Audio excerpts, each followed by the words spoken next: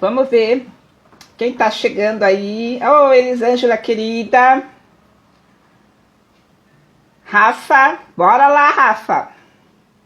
Olá, boa noite. Show. E aí, Show, tudo minha gente. beleza? Tudo ótimo, graças a Deus. Noite de domingo, começando a semana. Nós vamos falar hoje um assunto bastante importante, sério, né? Não existe, a gente não pode dizer, né, Rafa, que existe uma razão pela qual a gente adoece, mas a gente vai falar de uma forma geral e é óbvio que nós vamos puxar a brasa para o nosso assado, que é a psicologia positiva. É óbvio, óbvio, mas é que o óbvio nem é tão óbvio assim, né? Mas, gente, eu e o Rafa, a gente decidiu falar esse assunto. Inclusive, foi um título que chamou bastante atenção. Várias pessoas curtiram, salvaram o post. E vamos fazer uma reflexão, né? Como é que funciona essa questão do adoecimento? Rafa, se tu quiser Até, começar, depois eu pego a onda e vou de até o carona. próprio pessoal que está assistindo aí, eu já faço a pergunta: o que vocês acreditam que faz a gente adoecer? Na opinião de vocês, claro, tem diversos fatores, mas aqui a gente vai trazer mais a questão emocional, né, pelo lado da psicologia, porque pode a pessoa estar com uma imunidade fraca, pode ter uma questão genética, tem esses fatores contam com certeza. Mas uma pessoa fisicamente saudável, uma pessoa que está na plena saúde de idade, pode adoecer, tanto emocionalmente. Quanto baixar a imunidade e acabar que o físico também pague por isso, pode acontecer por a gente, às vezes, não conseguir lidar com questões que estão nos incomodando, ou tomadas de decisões. Esse é um ponto que a gente pode também refletir. Por exemplo, está acontecendo algum problema na minha vida, você já sabe o que fazer, mas no fundo, não gostaria de tomar aquela atitude. E aí fica pensando, remoendo, e aquilo fica, e tu não toma uma decisão. Eu já peguei vários casos assim da pessoa, às vezes, já perceber que tinha que tomar uma decisão, que tinha que tomar uma ação para dependendo da situação, e ela fica, me fica. O que aconteceu? Gerou mais ansiedade, descontentamento, imunidade fraca e mais doenças, mais gripe a pessoa pegou. Sem contar que a depressão chegou. Tivemos que entrar com medicação, inclusive, para dar o up. E, cara, para vocês terem uma ideia, a importância da gente, aquilo que a gente vive, aquilo que a gente quer fazer, e ter coragem, porque dá medo. E a situação dele dava medo de fazer essa mudança. Que a gente já falou até na semana passada que mudar gera uma ansiedade, a gente não sabe o que tem do lado da porta, então a gente tem muito receio. Mas no momento que ele tomou a decisão e conversou, e a coisa assim, ó, sabe quando tomou aquela, decidiu, né, decisão, ele tomou uma decisão de romper com algo que estava incomodando. Foi lá e fez. Simplesmente no outro dia começou a se sentir fantasticamente bem, leve, inclusive em pouco tempo parou de tomar medicação, porque já se sentia tão bem que nem depressão mais tinha. Ou seja, ele conseguiu encarar a tomada de decisão que precisava ter. Ele conseguiu encarar a atitude que ele precisava tomar, mas que postergava. Interessante, né? Eu fico pensando nessa questão, queria falar um pouquinho antes, né, de tu comentar o caso, essa questão assim, ó, os fatores, né, que contribuem. A gente sabe que a genética é algo que está presente, né? A gente tem a predisposição ao adoecimento. Predisposição não significa que que é 100%, tanto que hoje a gente sabe que a genética não é predominante 100%. Mas, assim, a predisposição para o adoecimento pode ter influência de fatores externos, estressores externos que acabam desencadeando. Então, essa questão da depressão, a questão da ansiedade, a questão de doenças físicas mesmo, por exemplo, problemas cardiovasculares, problemas de pressão alta, enfim. Mas eu fico pensando assim, a questão cultural, o mundo ocidental, nós não fomos educados, né, para ter esse olhar para a importância com essa questão do autocuidado, prestar atenção no corpo, prestar atenção nos sinais que o corpo vai nos dando, a gente vai tocando com a barriga, a gente vai se automedicando, e aí quando vê, a coisa tomou uma proporção que aí a gente tem que realmente encarar um médico, seja um médico, ou seja um médico da cabeça, né, um psiquiatra. Então eu fico pensando assim, ó, essa questão da autorresponsabilidade. Eu sei que é desafiador, gente. Essa questão da gente começar a prestar atenção no corpo da gente, pequenos sinais, sensações, sintomas, porque tem coisas que podem estar influenciando, como o Rafa falou, de questões emocionais. Realmente as questões emocionais vão impactar no corpo físico, né? Então, assim, poxa, a gente tem. Nós somos o protagonista, né, da nossa própria história. O que será, Rafa, que faz. O que tu acha, assim, a gente tocar umas ideias? O que tu acha que faz as pessoas não darem tanta atenção? Parece que é aquela coisa assim, ó. Ah, eu tô tocando, tô resolvendo, beleza. A coisa tá no controle, né? Tá no controle. E a gente acaba fazendo pouco caso. O corpo fala, a gente acaba fazendo pouco caso dessas mensagens que a gente recebe. E não deveria ser assim, né? A gente sabe também que para ter uma vida, quando eu falo em equilíbrio, tá, gente? Eu sei que não vamos falar nesse momento que a gente está vivendo, que esse momento é um momento atípico, é um momento bem complicado. Mas essa questão do equilíbrio, né? Uma boa alimentação, uma boa noite de sono, atividade física, relações positivas, estar perto de pessoas que agreguem, a gente poder fazer essa troca, esse é o cenário ideal. A gente sabe que nem todo mundo consegue, né? Mas a gente pode fazer um esforço, Rafa, e tentar mudar esse padrão, ou seja, ao invés de entrar para aquela fila de tomar medicamentos, a gente pode entrar para aquela fila que só tem uma pessoa, que é a mudança de estilo de vida. O que tu acha disso? Isso depende, basicamente, das nossas escolhas e das nossas atitudes. Por isso que eu estava falando ali de uma questão emocional e comportamental, é que a gente perceba, e muitas vezes, se a gente tiver silenciado a nossa mente, ou diga, prestado bastante atenção, você sabe a resposta. Eu ouso dizer, até quem vai procurar um psicólogo, muitas vezes já sabe a resposta que tem para si mesmo. Só quer entender melhor por que escolheu aquilo ali. E às vezes você está na mesma situação e está adoecendo a respeito daquilo ali. Mas o medo de fazer uma mudança, ou seja, de uma nova escolha, e andar, porque mexe com muitas, às vezes, dependendo da situação, mexe com muitas áreas da vida. Só que a gente sabe, e tem comprovação da ciência, da psicologia, com a psicossomática. Uma coisa que você está num relacionamento, por exemplo, e não consegue falar, não diz as coisas, e não só relacionamento. Eu cheguei a ter uma experiência fantástica eu tinha muito receio de me posicionar. Eu trabalhava no polo petroquímico anos atrás, e eu via certas coisas que eu gostaria de falar, mas eu nunca me senti com coragem ou que eu fosse capaz de dizer alguma coisa que alguém fosse ouvir. Então eu não falava nada. E só num ano, para vocês terem uma ideia, eu tive 12 episódios de amidalite. Que é mais provável do que a coisa do cara não conseguir falar nada. Eu tive o quê? Justamente eu fui adoecendo essa parte que dava amidalite, dava essa parte do... Até a enfermeira que tinha lá disse, quem sabe tu tira as amígdalas, né? Porque tá toda hora dando problema. E no fim o problema era mais de emoção, era mais de comportamento, era de tu te posicionar, de tu tomar uma ação. E a vida, ela tem nos cobrado muito isso aí. Pessoas tóxicas na nossa volta, que a gente continua convivendo, precisamos nos livrar. Situações que são incomodativas, novas escolhas para a saúde, como a Cláudia falou, até para hábitos de vida. Se hoje você está, assim como eu também percebo, eu sempre falo da minha, que eu tô gordinho, coisa e tal, eu percebo que eu preciso melhorar, porque o meu colesterol, triglicerídeos, tá tudo alto, a glicemia, eu preciso fazer alguma coisa para mudar. Cuidar da alimentação, e aí requer uma atitude, requer novas escolhas, buscar fazer exercício, fazer uma caminhada, ou seja, a gente vai ter que mudar um hábito, mudar uma atitude, fazer uma nova escolha e caminhar um novo caminho. Só que é muito confortável a gente ficar onde está. Porque a doença, ou até a própria dor que você está, muitas vezes ela é confortável.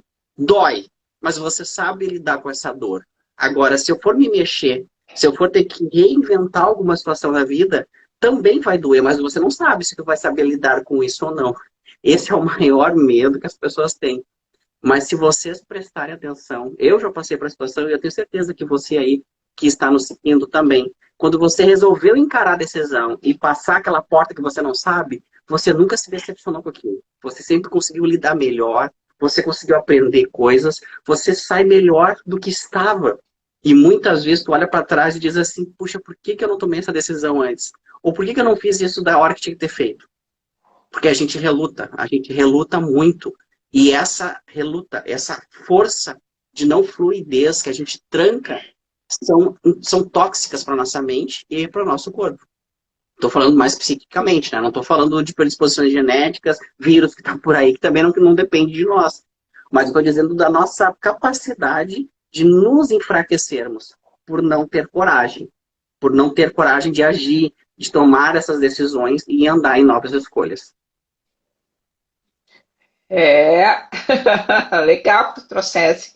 E olha só que interessante tu falasse da zona de conforto, né? Claro que a gente pode interpretar como se eu tô com dor e essa dor passou a ser uma dor crônica, eu tô acostumada com ela, pode haver um ganho secundário ou realmente, como tu disseste, o medo do novo, de encarar uma mudança de hábitos e hábitos mais saudáveis. Mas aí fico pensando, olha só que interessante o que é a mente humana.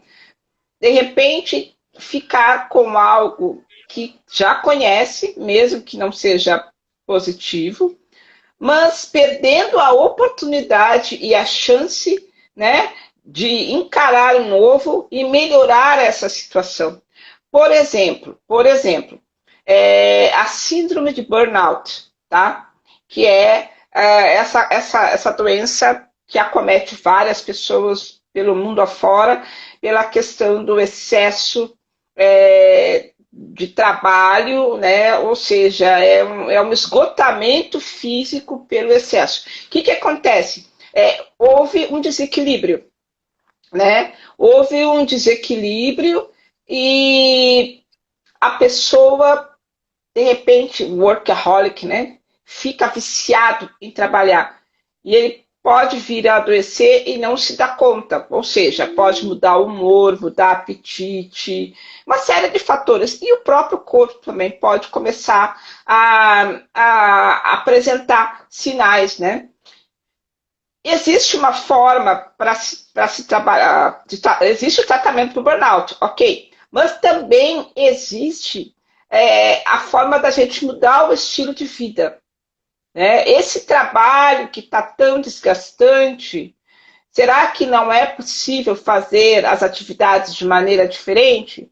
Se não dá para trocar de atividade profissional? Então, são pequenas coisas que aí entra a importância do autoconhecimento. Quando a gente fala em autoconhecimento, eu e o Rafa e outros profissionais da saúde, essa expressão talvez seja uma expressão que as pessoas não consigam entender muito bem nesse papel de nós psicólogos, né, Rafa? Porque as pessoas, quando elas buscam o auxílio de um profissional de saúde mental, eles já estão, não vamos generalizar, é claro, mas assim, a maioria das pessoas já estão apresentando sintomas, se não, já não estão adoecidas.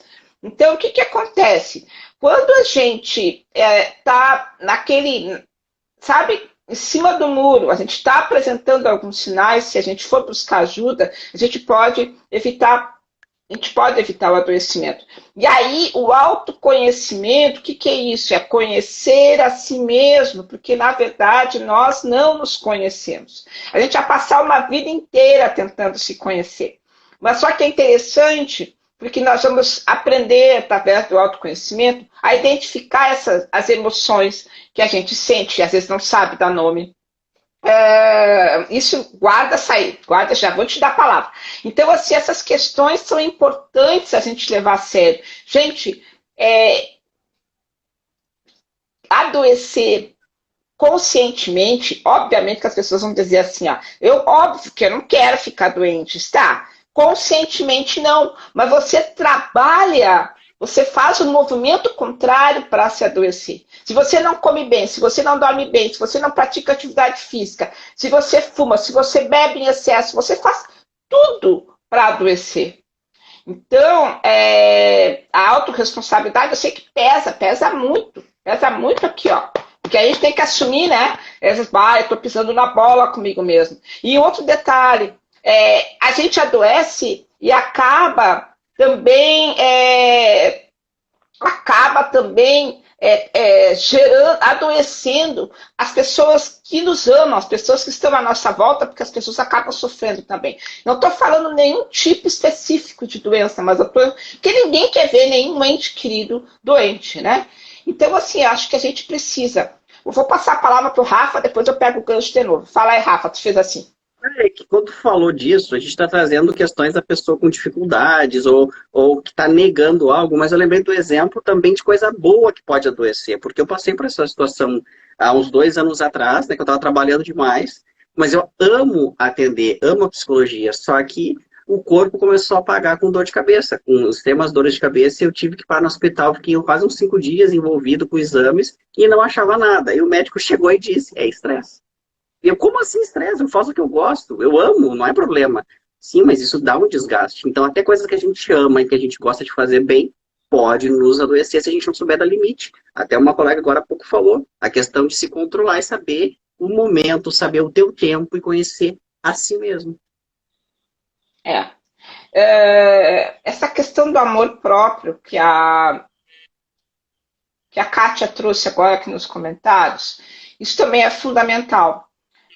Mas essas expressões a gente precisa levar para o conhecimento da sociedade, porque as pessoas podem não entender o que é amor próprio.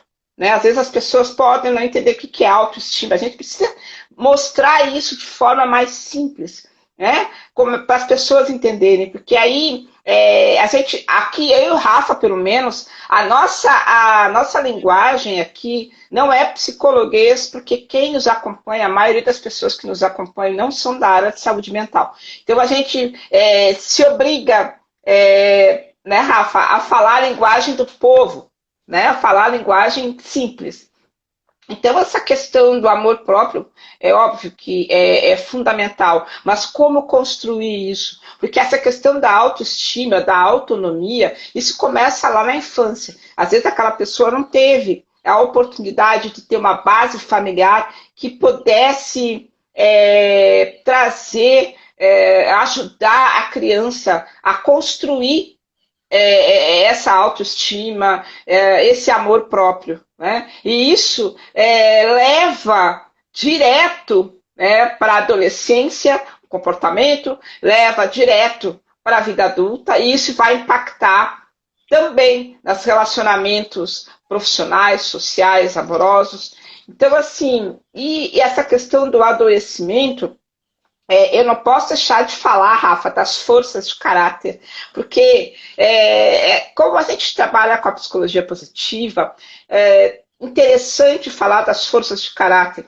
Para quem não sabe, a psicologia positiva, eu vou falar brevemente, tá? É uma ciência que nasceu da psicologia, que tem como viés de estudo as qualidades e virtudes humanas, o foco é no florescimento humano.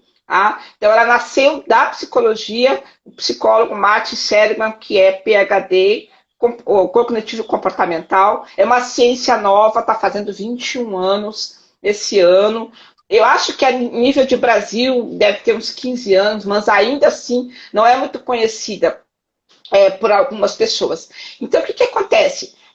As forças de caráter são traços de personalidade positiva que nós temos, todos nós temos, e a psicologia positiva, ela, na teoria, né, eles conseguiram, através de estudos e pesquisas, categorizar 24 forças.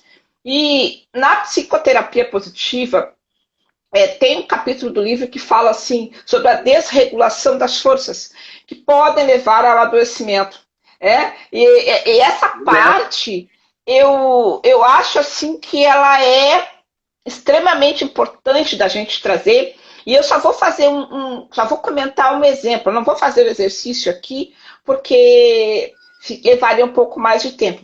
Mas olha só, quando a gente pergunta para as pessoas uma qualidade que elas têm, tá? Algumas têm dificuldade de encontrar essas qualidades, outras, por sua vez, respondem tranquilamente. Então, as pessoas falam, eu sou bondosa, eu sou generosa, eu sou justa, são características que são muito marcantes na personalidade delas. E aí, geralmente eu pergunto para essas pessoas como seria se elas não pudessem praticar a bondade, a generosidade e a justiça durante uns 6 meses, mais ou menos. Geralmente a resposta é, eu me sentiria perdida, me sentiria frustrada, me sentiria impotente, porque se é uma característica que eu tenho e eu não consigo exercer, eu não vou me sentir bem. Aí eu pergunto para essas pessoas, e se você ficasse 1 ano ou mais sem poder praticar essas características que nós damos, né, pela psicologia positiva, chamamos de forças de caráter. Aí, geralmente, elas dizem assim, com certeza, depressão, adoecimento. Quando a palavra adoecimento aparece, eu fico assim, que bom que as pessoas entenderam. Porque se elas possuem essas qualidades naturais, né, e elas deixam de exercer isso no seu dia a dia, o adoecimento vem. E aí que a gente precisa entender essa questão de uma possível desregulação das forças de caráter que pode estar levando o sujeito ao adoecimento psíquico. Aí vem de novo a questão do autoconhecimento. Quando a gente se conhece, se eu consigo identificar as minhas forças, existe um teste para fazer isso. Se eu consigo identificar, eu consigo me apropriar, eu consigo entender que realmente aquelas forças fazem parte de mim. Como disse o Rafa para mim ontem, os superpoderes. Lembra, Rafa, que tu falou? Se eu consigo identificar esses meus superpoderes, realmente eu sou assim, e eu consigo pôr em prática, show. Se eu estou reprimindo essas forças, não estou conseguindo porque o ambiente não me permite, porque o trabalho que eu faço não me permite, sinal de alerta, luz vermelha, te liga, porque se tu não fizer algo, você vai adoecer. O que tu acha, Rafa? Concordo. Concordo. Pois é. Então, assim, é um sinal, né? Quando a gente começa a perceber que essas forças... eu vou falar por mim, tá? Eu tenho a força do critério. A força do critério. Se o meu critério... Se eu não conseguir planejar as coisas, se não ser criteriosa, vai faltar um pedaço de mim. Entende? É nesse sentido que eu quero falar para vocês. E a saúde, ela precisa ter um olhar nesse sentido. A gente sabe que saúde não quer dizer ausência de doença, né? A gente sabe disso, que é pelo conceito da Organização Mundial de Saúde. Mas hoje o que a gente está trazendo aqui é uma forma da gente provocar você que está assistindo. O que você está fazendo com você, né, Rafa? Você se ama de verdade? Boa pergunta. Boa pergunta. Pois é. É que depende, né? Aí vem aquela questão. Eu não me amo porque eu não gosto dessa pinta que eu tenho no rosto. Eu não me amo porque meu nariz é torto. Isso é importante? Talvez para a pessoa até seja. Ok, a gente vai respeitar. Mas será que não dá para se amar com uma pinta no rosto? Será que não dá para se amar com um narizinho torto ou algo parecido? Quanta coisa, né? Quanta coisa a gente pode... Deixa eu ver assim, tem mais comentários aqui, meu Deus.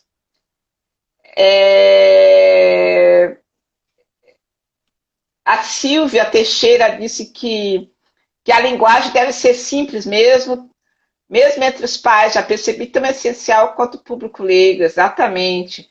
A Cibele, só se ama aquilo que se conhece, por isso precisamos nos conhecer intensamente. Beleza. É isso mesmo. Legal, legal. Então, assim, gente, a gente precisa tomar consciência. Eu acho que dá para a gente falar, Rafa, quais são como é que se diz? Os passos para a gente ter uma vida mais saudável? O que tu acha? O Rafa caiu, mas eu vou continuar aqui que daqui a pouco ele volta. O que eu fico pensando? Eu fico pensando no seguinte: existem os passos para a gente ter uma vida mais saudável? Eu acredito que sim. E a gente pode começar a dar esses passos a partir de hoje. Primeiro, uma xícara de consciência. A gente tem que tomar, a gente precisa tomar consciência de que, e olhar para nós, para pensar se nós estamos nos cuidando o suficiente. Porque aqui, como diz na minha canequinha, né, cuidar de si é a melhor forma de cuidar de quem a gente se ama.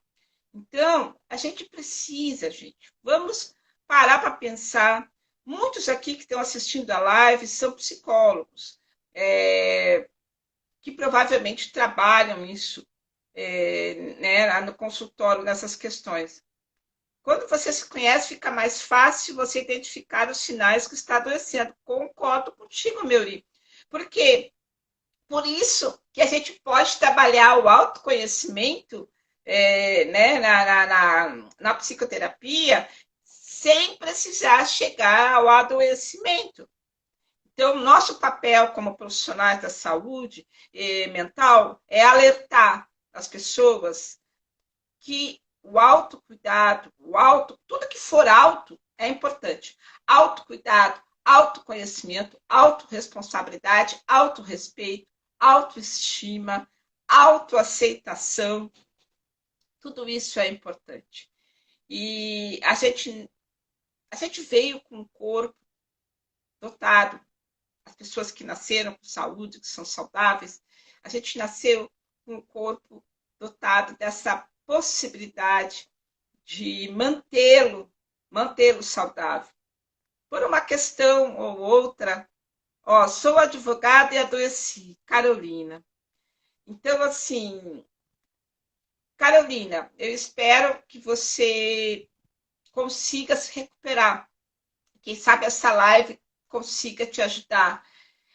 Porque uma coisa que eu estava falando anteriormente a respeito do excesso, todo excesso esconde uma falta, a gente fica pensando assim, aonde eu quero chegar com excesso de trabalho?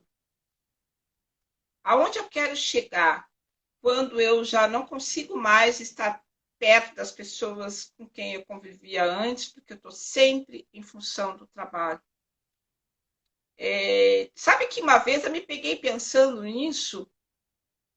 Isso faz muitos anos. Teve uma época, eu nem sonhava em ser psicóloga, trabalhava numa empresa, trabalhei em RH durante muito tempo, e às vezes trabalhava sexta, sábado, até tarde, às vezes trazia serviço para casa, e aí um belo dia, e eu estava sempre em função de querer dar conta das coisas, né? E um dia eu parei e pensei assim, aonde eu quero chegar com essa correria? Porque, inclusive, oi, Rafa, vem para cá de novo. A força da espiritualidade é muito importante, concordo contigo. Inclusive, uma das coisas que me fez pensar, como está comum, já faz tempo. Oi, que bom que voltou. Caiu tudo aqui. Coisas de tecnologia. Mas eu estava falando a respeito dessa questão do auto. Todos os autos são importantes, né, Rafa? Autocuidado, autorrespeito, autocompaixão, autoaceitação, autorresponsabilidade, autoconhecimento. Tudo isso é bom. Então, eu estava pensando assim, essa palavra correria se tornou uma palavra tão comum no nosso dia a dia que nós usamos essa expressão, né? Como é que tu tá? Tô na correria. Eu tenho mania de dizer isso. Mas aquela história assim, ó, tu tá na correria, tu tá correndo porque tu tá praticando o esporte de corrida, isso é legal, né? Isso é legal e saudável. ou tu tá na correria porque tu tá querendo abraçar o mundo com as mãos e não consegue? Onde é que você vai parar? Ou onde é que você quer chegar? Correndo desse jeito, tentando dar conta de tudo, a questão do controle, né? A questão do controle, querendo dar conta de tudo. E se você não consegue dar conta, o que acontece, né, Rafa? Adoece. A gente também tem que se dar conta de que a gente não vai dar conta de tudo. Ou a gente muda a forma de lidar com essas situações, compartilha, delega. Se for afazeres de casa, por exemplo, se tem família, trabalho em equipe. Não tem condições de pagar uma diarista, bota marido e filho para ajudar. Não tem problema nenhum. Não vai cair a mão de ninguém, né? Ó, dou conta da minha casa, filhos, marido, e agora comecei a advogar. Carolina, compartilha isso com o pessoal de casa. Talvez os teus filhos sejam pequenos, não sei. Mas esses papéis que a mulher assumiu, que a gente assumiu muitos papéis, né? Caraca, desculpa a expressão, mas a gente tá ralada, para não dizer outra coisa. Porque essa questão de cuidar da casa, do casamento, dos filhos, do trabalho, não sobra tempo pra gente. Eu sei que não é fácil, quem tem família dá conta disso. Não dá para fazer tudo, porque o adoecimento vai vir. Então, assim, a Carolina respondeu que eles me ajudam, uma de 4, outra de 7. Show de bola. Ué. Até porque as crianças gostam de participar com atividades dentro da idade delas, tranquilo. O importante é desde pequeno a gente já colocar eles no ritmo. Isso não é trabalho escravo, viu, gente? É ensinar. Tem uma tabela montessoriana. Se vocês colocarem no Google, se vocês colocarem atividades, tabela montessoriana, vai aparecer, de acordo com a faixa de idade, quais são as atividades que eles podem fazer. Arrumar o quarto, ajudar a colocar a mesa, esse tipo de coisa, não importa. Eles precisam se sentir úteis, né? Para poder, desde pequenininho, já se tornar um hábito de colaborar. Isso faz parte. E isso é muito bom para a criança, porque tu já vai também trabalhando essa questão da autonomia. Autonomia, independente se é menino ou menina. Não vamos pensar nessa questão de gênero, tá? Porque a gente precisa ensinar, né? O que tu acha disso, Rafa? Precisa mesmo. Faz parte da educação, ainda mais para as crianças aprenderem também, como colocou ali alguém, a participar, não é ajudar, é realmente se comprometer com coisas que a gente convive e não achar que os outros têm que fazer pela gente. Exatamente. Ai, gente, o bate-papo tá tão bom. É verdade. A Sibeli falou uma coisa importante. Em casa não é para ajudar, é participar. A casa é de todos. Concordo contigo. Gostei. Realmente não dá para a gente abraçar o mundo com as mãos, tá, gente? Porque nós não somos, apesar de nós termos superpoderes para não adoecer psiquicamente, que são as forças de caráter, nós não somos super mulheres e os homens não são super homens. Ficou um paradoxo, né? Mas como assim? Nós temos superpoderes e não somos uma mulher maravilha, uma super mulher e um super homem. Não somos. Somos seres humanos de carne e osso. Temos limites, sim. E a gente precisa começar a aprender a reconhecer esses limites, né? Aprender a reconhecer esses limites e se tiver que desistir, a gente desiste de algumas coisas. Não vai ser feio, não. Porque eu acho que o que vai valer mais é a tua saúde do que insistir em algo que vá te trazer prejuízos a curto, médio ou longo prazo. Uau! Tem mais gente chegando aí, que legal. É importante reconhecer que não dá para fazer tudo sozinho. Não dá mesmo, Eli. De jeito e maneira. Deixa eu ver se tem mais algum comentário legal aqui. Depois vocês estão chegando aqui, podem assistir a reprise da live. Então, assim, ó, por que adoecemos, hein, Rafa? A gente pode ser sucinto, porque a gente não se cuida. Simples assim. Simples assim. Gente, foi um prazer ter estado aqui. Hoje, começando a semana, trazendo essa provocação. Para quem está chegando pela primeira vez, eu me chamo Cláudia Pedroso e esse rapaz aqui... Rafael. Viu? Você é o Rafael.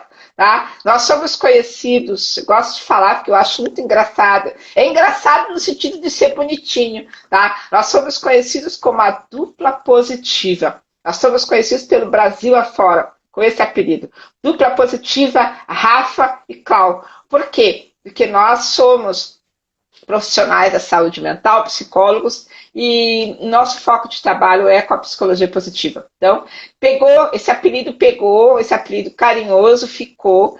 Eu curto muito, dupla positiva. Então, você que está chegando aqui, você pode, se gostar da live, né, você pode ficar na casa, sinta-se à vontade, você pode começar a nos seguir, pode compartilhar essa live com outras pessoas. Ai, que legal esse nome que entrou aqui, de Bem com as Emoções. Gostei. Bem sugestivo o seu nome, de Bem com as Emoções.